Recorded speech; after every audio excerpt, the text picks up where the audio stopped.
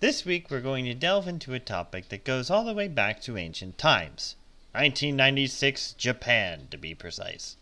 The topic we have right here isn't old, that's for sure. So why am I covering it? Well, because while some may argue still that it's a fad, it has proven it is not. See, a fad by definition is short-lived and without basis in the object's qualities. Pokemon, with its resurgence time and time again, making it culturally taboo to not at least know the name of Pikachu, has shown it's still relevant. The history of it may only span 20 years, but that's 2 generations worth of kids right there, which far surpasses any definition of fad that I know of.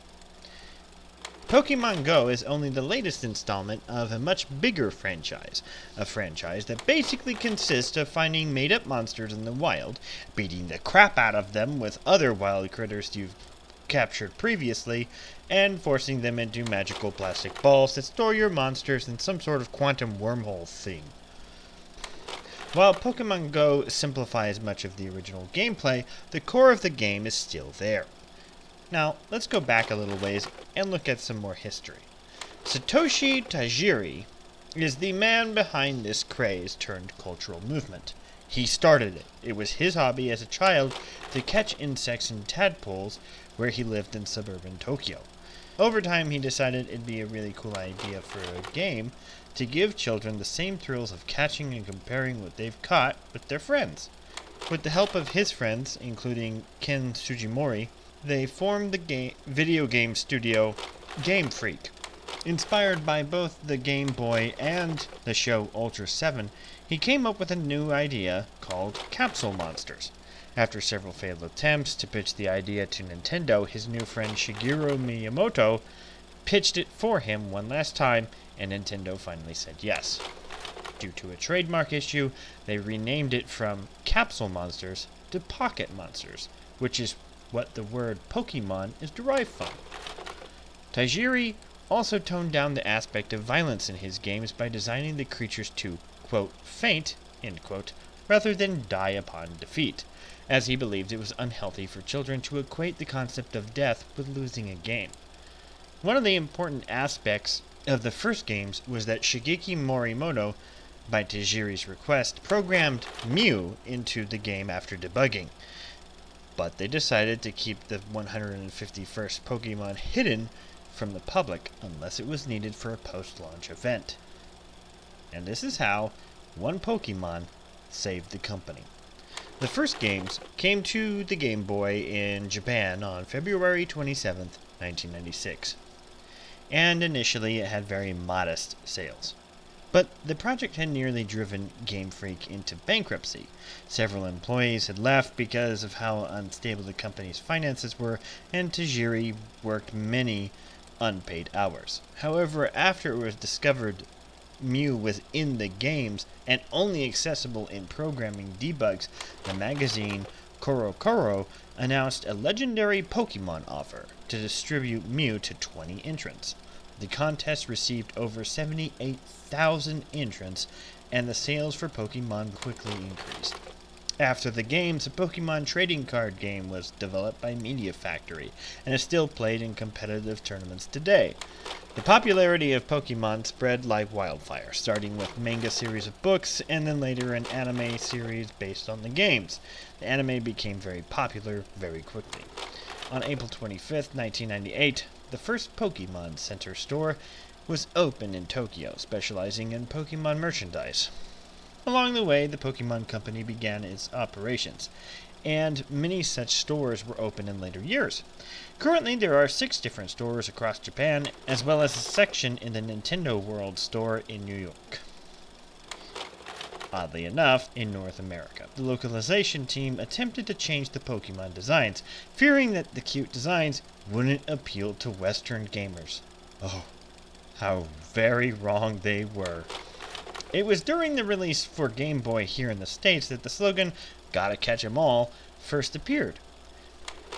In November of 1999, the animated movie Mewtwo Strikes Back opened in theaters in the US. It even briefly held the record for the highest grossing opening for an animated film. Needless to say, there were a ton of games, spin-offs, and it just snowballed. New Pokemon were added in by droves, called by what generation they were in, with the original 151 being Generation or Gen 1.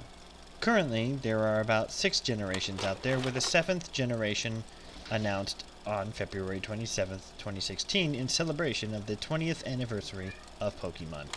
There's been some controversy and a lot of criticism, not just with Pokemon in general, but the newest entry, Pokemon Go, as well. It has been construed by some religious groups, especially certain Christian sects, to be perceived as a cult. And as the game uses the term evolution to show the transformation of Pokemon into their next form, it has been called anti-Christian. However, Sat2000, a satellite TV station based in Vatican City, has countered that Pokemon games are full of inventive imagination and have no harmful moral side effects. There was also a particular Pokemon trading card that had stopped being manufactured in 1999 because it depicted a manji, which is a traditional Buddhist symbol with no negative connotations, but it looks like a reverse swastika. The Anti-Defamation League, a Jewish civil rights group, complained about the symbol and then applauded Nintendo for removing the product and acknowledging the sensitivity they showed in doing so. 2001, Saudi Arabia banned Pokemon cards and games, alleging that the franchise promoted, quote, Zionism, end quote, by displaying the Star of David in the trading cards, as well as other religious symbols such as crosses and triangles. The cultural impact Pokemon has had is significant, with Pikachu having had 2 balloons in the Macy's Thanksgiving Day Parade, Pokemon jets operated by All Nippon Airways, and thousands of merchandise items. Pokemon was on the cover of Time magazine in 1999. It's been parodied and spoofed by almost all the comedy cartoon TV shows. There was even a Pokemon Live tour in the US in late 2000. And that leads us to today, and Pokemon Go. Within the first week of its release, it already surpassed the popular app Tinder, and then went on to surpass even Twitter. It's estimated that as of right now, there are over 9.5 million daily active users in the US alone. That does not include Australia, the European countries it was released in, Japan, where it was released just a couple days ago, or Canada.